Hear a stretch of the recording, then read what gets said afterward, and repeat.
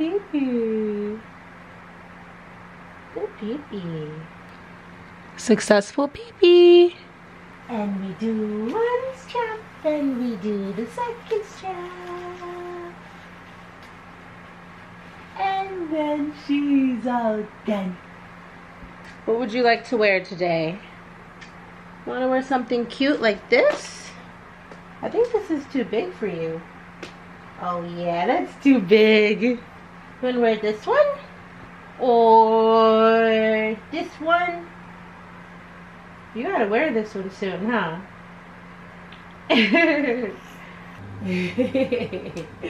Four. And I know, it's getting annoying. Last one. Last one. Last one. 5. You're done. Great rising, everyone. I hope you're all doing well.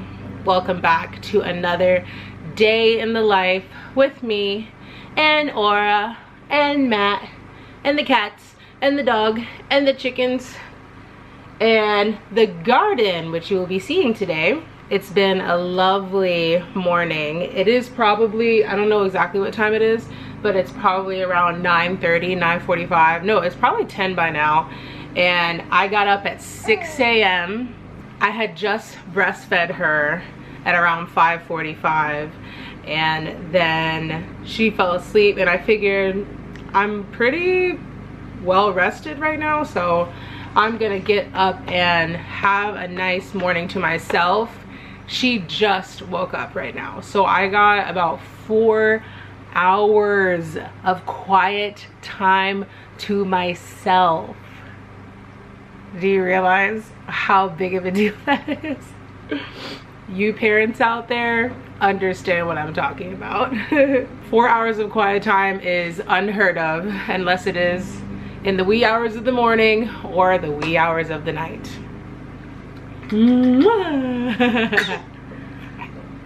Oh, was my breath that toxic?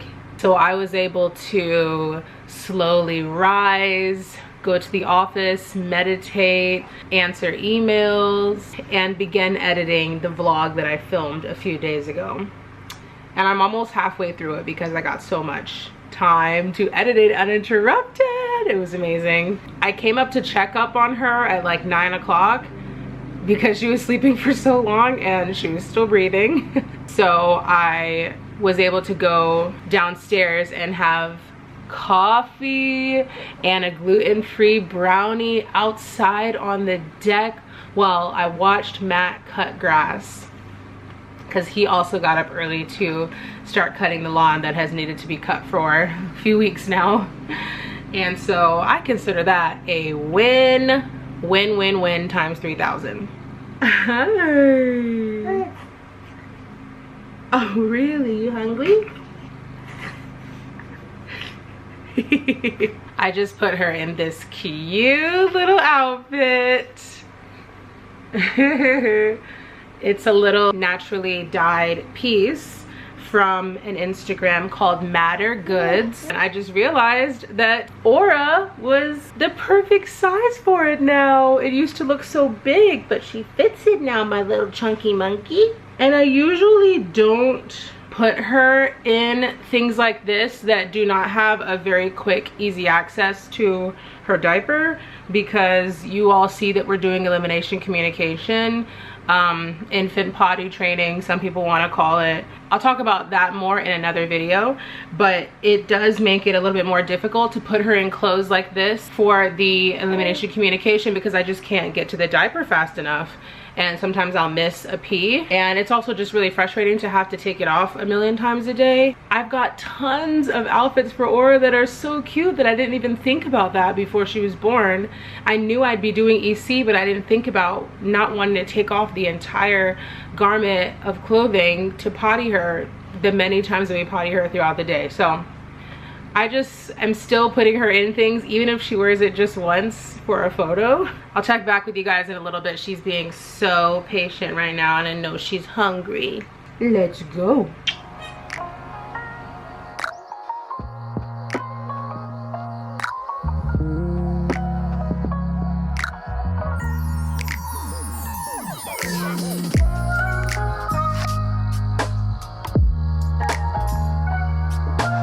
Breakfast is served. I'm gonna put a little rag in between here because, as you breastfeeding parents know, while I feed her on this one leaks like crazy. And I do have a little milk catcher I attached to my boob that I'll show you at some point or in another video. But right now I'm not gonna do that. I'm just gonna let it drip down. I have tons of milk in the freezer, and for some reason when I defrost it, it has a strange taste to it. Not a spoiled taste, but like this kind of bitter aftertaste. I don't know what that could be. If you know, let me know in the comments. And I think it makes her not want it as much. If I pump fresh milk for her, not using a breast pump, but just using like the milk, the attachment piece, it's from Haka, then she's much more likely to take the milk in a bottle than she is if I defrost frozen milk.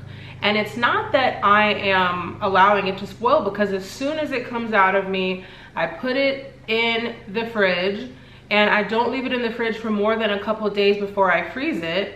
And then I defrost it properly by putting it in warm water. I really don't know what it is. I think it's the taste though, because we did figure out that she likes the bottle that we use. It's a bummer because I want Matt to be able to feed her if I'm out of the house, or if I'm really busy, or if I'm not feeling well, or any reason that comes up. But so far she does not like defrosted milk. Yeah, everybody gets like, not everybody does a turn at PL, but everybody does like a leadership. Oh, okay. She dances with it.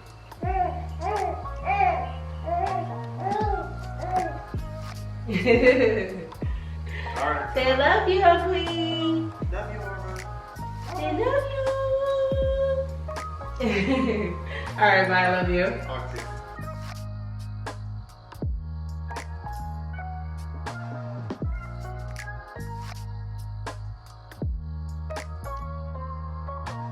Take it rising, everybody. Rising, Mama G, Abuela, Abuelo, Granddaddy, Grandma, Big Mama, Aunt Joni.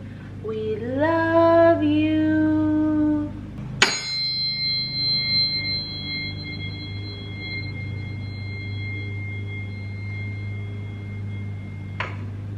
With love and respect, we ask of you to guide our lives and keep them true. And so it is.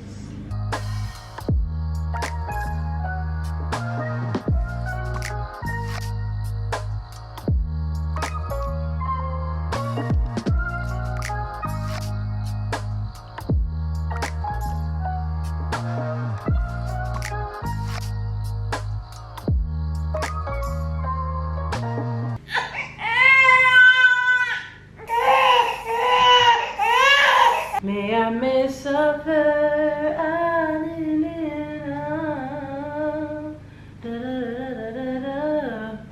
cause he is all that I gotta tell him. Tell him I need him, tell him I love him, and it will be alright.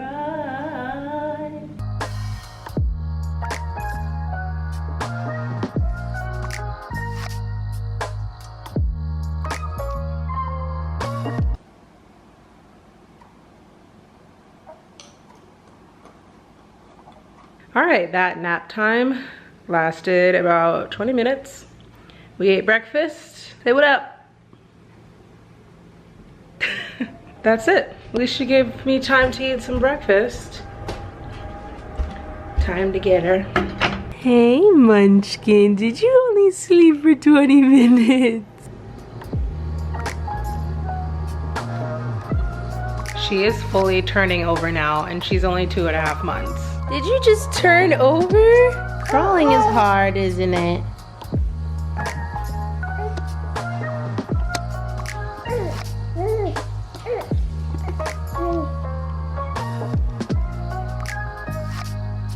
She really likes that chakra book, and it comes in a whole series called Mind, Body, Baby. This is one of the other ones called Crystals. So cute. It talks about the different crystals and what they mean. And what I really like about these books is not only are they, you know, conscious material talking about crystals and astrology and chakras, but they have amazing diversity. There are more babies of color than there are white babies in these books. So I like that. You can get them at Barnes & Noble. Most Barnes & Nobles carry them, or you can get it online. She loves the rainbow page. Uh-oh, you're getting frustrated? Okay. You might have noticed that Aura is wearing a disposable diaper, and she has been in all the footage that you've seen of her thus far, most of it. And that's because our washer and dryer, well, our washer's working, but our dryer's broken, and the combination of that and feeling intimidated is the reason why I haven't committed to full-time cloth diapering yet. But I really want to. She's got a ton of cloth diapers, and she really only had a couple, like a few, maybe 4 or 5 of the newborn size ones, and she still fits them, so that's good. But she has a ton, maybe like 25, 30 of the cloth diapers that will fit her from now until maybe, I don't know, 8 months or even a year or something like that. So yeah, we've been doing disposables, but they're not as bad as most mainstream disposables. They're from the brand called Diaper, D-Y-P-E-R, and they're bamboo, and they are biodegradable, so they will decompose at some point. So that's good, because you know that regular diapers do not decompose because they have plastic in them. What? She wants to sit up. Regular diapers stay on this earth for hundreds and hundreds of years, causing more waste. So we're definitely not using those. I know cloth diapering can be really easy. I just have been intimidated by the whole washing process, and not having a dryer definitely makes it a little bit more intimidating. So we're gonna do it eventually, and I'll talk about it when the time comes. As you can see, she's wearing a dress now because, like I told you, wearing that little romper outfit is... Okay, you saw her getting a little fussy. That was because she had to pee and I missed it. So that's the name of the game with elimination communication, is once I know she's getting close to her time, she'll start to get a little fussy or complain a bit, and it's because I should have put her on the potty, but I was too busy talking to y'all. Where are you going? But anyway, like I was saying, the romper she was wearing earlier is a little bit too difficult to have to take on and off all day. So she's in a dress now, and that's much better. It's pretty hot outside, so maybe I'll have Matt take the baby while I show you the garden. Alrighty, the sun is going in and out. I'm hoping that it goes a little shady because it's just more comfortable for me to film in, but also it just looks better. Uh-oh, the rooster's coming over here. Remember I told you about Celeste? Let me go get my broom. Okay, I don't know what Matt did with the broom. I can't find it anywhere, but I have Indy's toy, which is not really working out. I was just gonna use it as a possible deterrent if Celeste the rooster decides to try and attack me. But now Indy thinks that I want to play, which I don't. So I'm just gonna let her have the toy.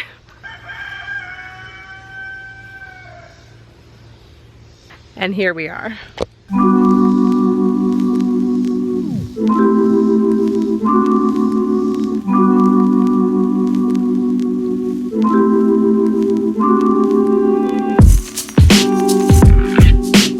All right, so I will start us over on this side with the corn. We've got 2 full rows of corn. Let me just say that I wish I did the garden tour like 3 weeks ago, when everything was looking really luscious and everything was fruiting beautifully. Now that we are getting towards the end of August, some of the crops are beginning to die, and I think this is 2 reasons.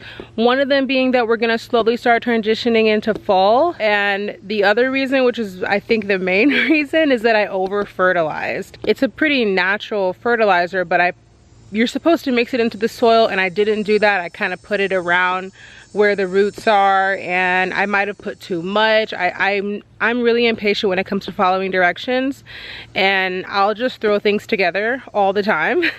But this is one of those moments where I learned my lesson that I think I did a little bit too much, because it looks like some of the plants started to suffer after I did that fertilizing. So yeah, just keep in mind that everything looked way better a little bit ago. So anyway, these are our corn stalks. This is glass gem corn, which is like a rainbow corn, and then this is black corn. But we have not been able to harvest anything. You know that the corn is ready to be harvested when it grows these little silks out of it. But this one here, you can see the silks are getting old. So there's a corn in there, but let's see what it looks like. It's so cute. And as you can see, it was beginning to get its rainbow form like glass gem corn usually does, but it is a very tiny one, a very tiny bunch of corn. So we've got a bunch of these little tiny things that I don't think are really edible, and that might just be because the corn was planted a little bit late. I would have planted it earlier. Next year I'll plant it earlier. And secondly, the corn needs to grow in big bunches to be able to pollinate each other, because they are a self-pollinating plant and they like to be in big groups to pollinate each other. And last year we put them in the bathtub, I don't know if you remember, and I only had like 5 plants in there. So this year I planted a lot more in the rows, but I'm realizing that I should just do like double the amount I did this year, maybe even more, in order to get a really good corn harvest. So next year is gonna be take 3 and hopefully we'll be able to get a nice big corn out of it. But this is still cute. Over here is the rainwater tank. So the rain comes in through there. There's a faucet down here so that we can use it to water the plants. I'll turn it on for you. There you go. And it's been raining a lot, so this thing is nearly full. Right here, I've got one of the little passion fruit babies, the only one that survived. I don't know if you remember, I planted a ton of passion fruit seeds and none of them made it, but this little baby is trying to make it after a rough start, and I'm just not sure what to do with it, so I'm keeping it in a pot, because I think if everything goes right, we'll get a greenhouse before it gets cold, and this can live in the greenhouse as it's continuing to grow. So here is our butternut squash plant. Matt planted it from seed. Right now the leaves look really sad because it's very hot. It's the middle of the day, so they kind of like wilt a little, and then in the evening time or right in the morning they're like really big and sprayed out. But this is the plant. This one has not done much. There's nothing in here, but if you look closely outside of the fence, there's a butternut squash over there. It looks like the vine grew out of there and then started to grow the squash. Same thing happened with this cantaloupe plant. It grew out, and that cantaloupe is doing really well outside of the fence. And then we've got one cantaloupe here that seems to be doing all right. Not quite ready to harvest yet, but should be soon. We harvested one cantaloupe already off this plant, and I think we harvested a little bit too early, and it wasn't quite ready, but it was still pretty tasty. Just wasn't very sweet. There's another cantaloupe plant that didn't make it, another one that didn't make it, and then down this melon row, we're getting to watermelon territory. These vines are the ones that look the worst after fertilizing. I think I really made a mistake, because after I fertilized them, the leaves started to look burnt like this. I don't know if our watermelons are gonna make it, but we've got 1, 2, 3, 4, 5, 6, 7, and there's a little one over there, 8 watermelons. We used to have 9. One of them fully died, so that one's gone. Pretty big, nice and heavy. These watermelons were already a small breed. They're not meant to be the big, long, football-shaped ones that you're used to seeing.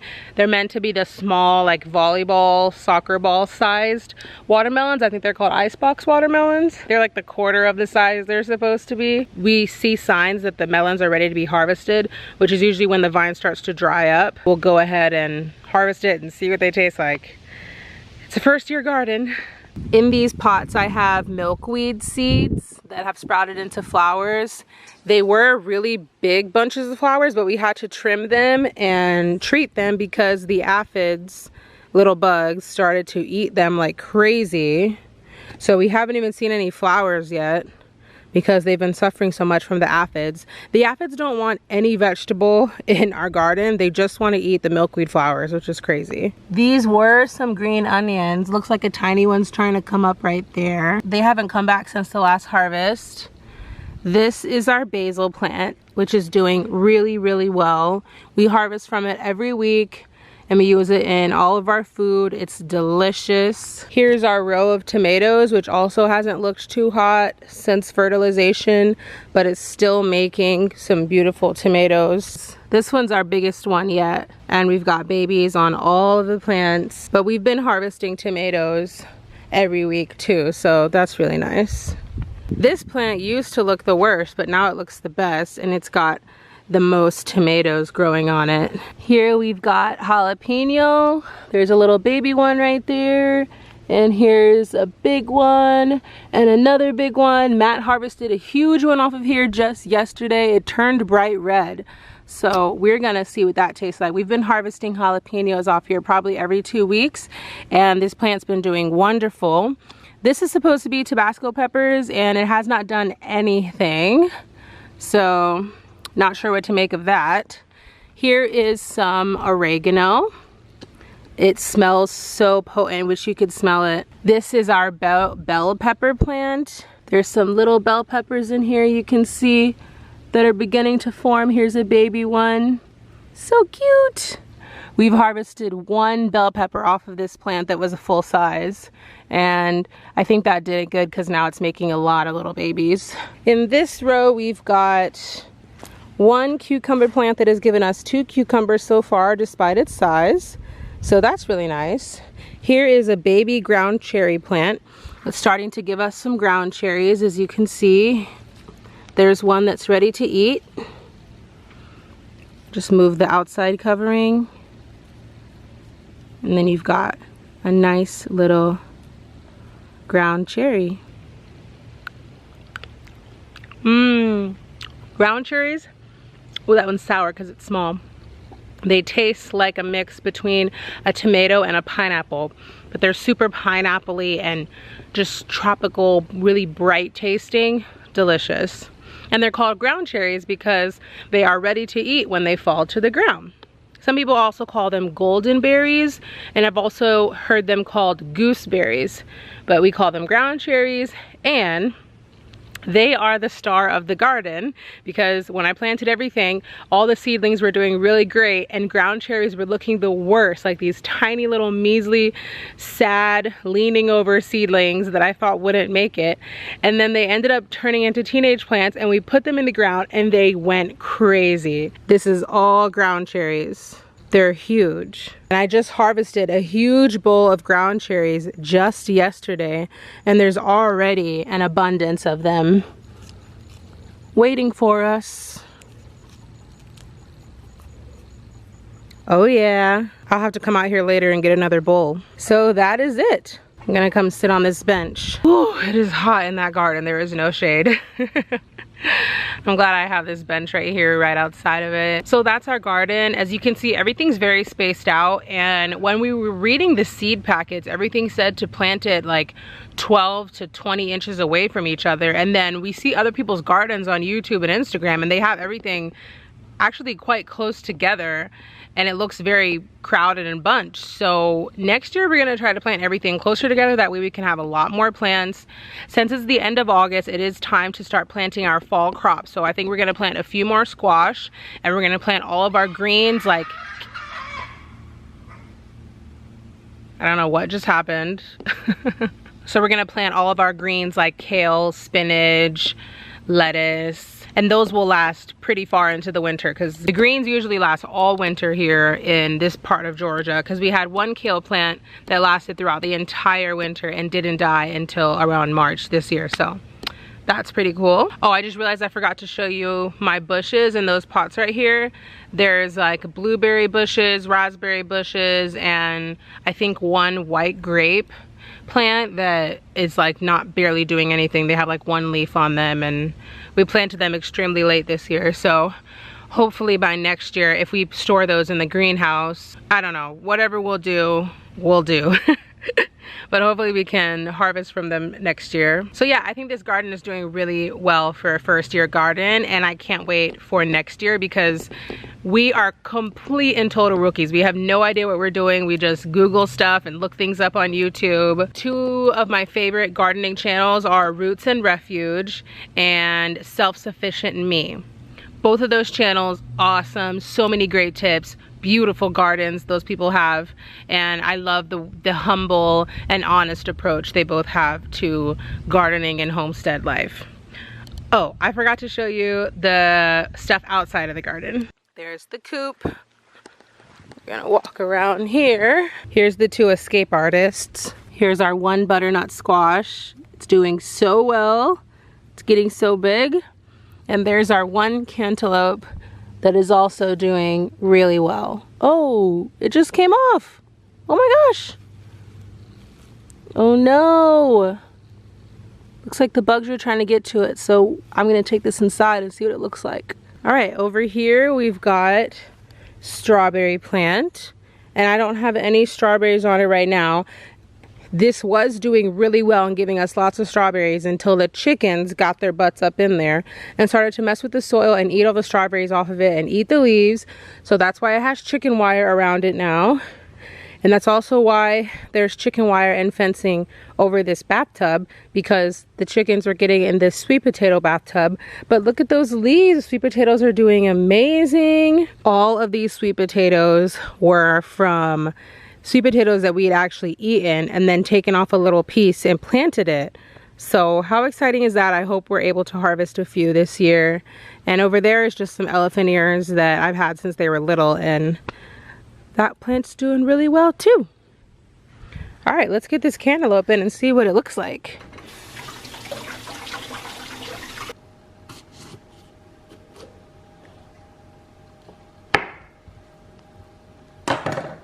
Well, it smells absolutely delicious, really fragrant. I guess these soft parts over here and this part are the parts that started to go bad. I wonder if we're able to eat at least some of it. And it gave me lots of seeds to save for next year. Yay! And taste it.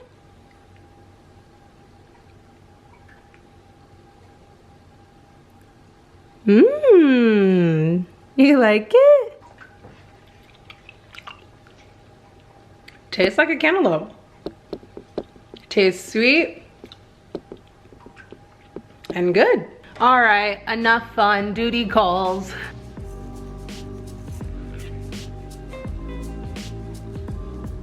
Okay, Matt is in the guest room with the baby. It has been a whirlwind since I showed you the garden. I came in and she wanted Booby. I put her to sleep. She's crying. I think it's because she hears my voice. Matt's trying to chill out with her. I put her to sleep once. She woke up after 20 minutes. Fed her again. She fell asleep in my arms, put her down, slept for another like 20 minutes. Usually she takes 2 big long naps throughout the day that are like over an hour. And then she'll take one, maybe like 45-minute nap.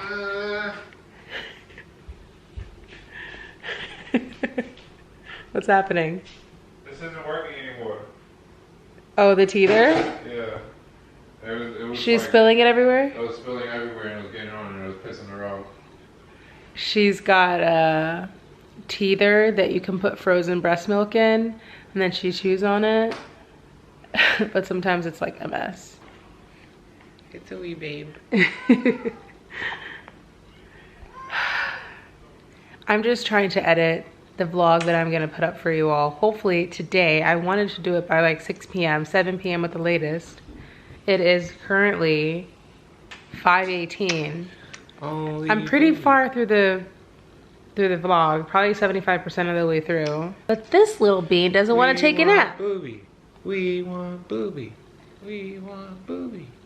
So we will see how today goes. time with Daddy did not last long because this little nugget is hungry again. She might be setting record time today of how many times she's eaten versus how many times she's slept. 2 little 20-minute naps and a whole lot of booby. Look, she's trying to get some more. I don't know if I'll be able to finish this video today.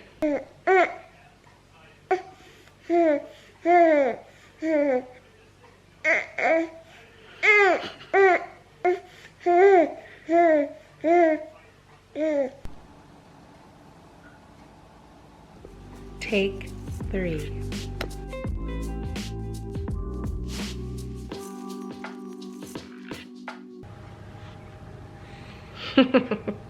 It's 6:43. She slept for about 25 minutes, if that, and is back up. So today's just a power nap day, which means hopefully tonight will be a smooth sailing night. Is that right?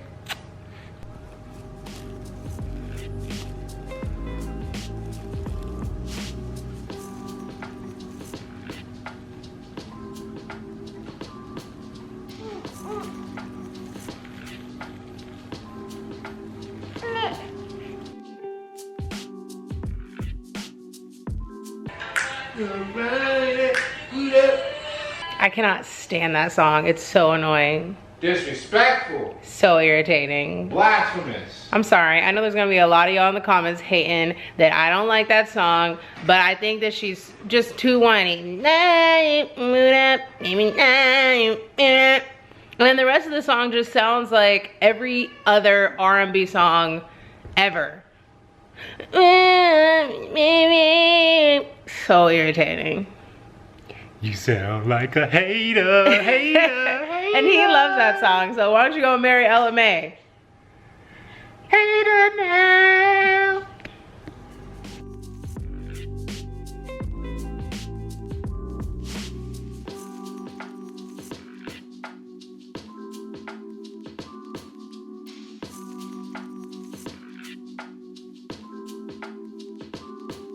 All right, beautiful people.